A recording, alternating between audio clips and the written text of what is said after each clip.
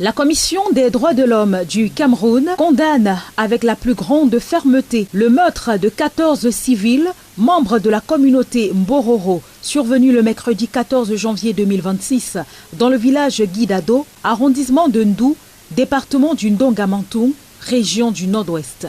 Le communiqué publié par la commission indique que l'attaque s'est produite aux environs de 5h30 du matin alors que les habitants dormaient. Des hommes armés assimilés à des groupes séparatistes ont ouvert le feu de manière indiscriminée sur des populations civiles à l'intérieur de leurs habitations.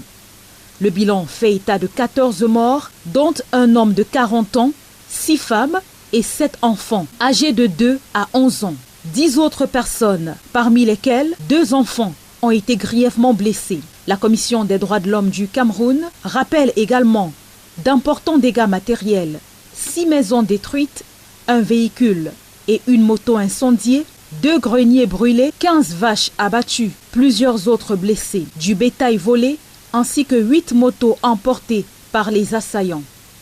Face à ce qu'elle qualifie de crime atroce, la Commission indique avoir immédiatement ouvert une enquête, conformément à la loi du 19 juillet 2019 qui régit son fonctionnement et exprime sa compassion aux familles endeuillées et souhaite un prompt rétablissement aux blessés pris en charge par les autorités. La Commission des droits de l'homme du Cameroun établit un parallèle avec l'attaque de Sabga dans le département de la Meusam en novembre 2025.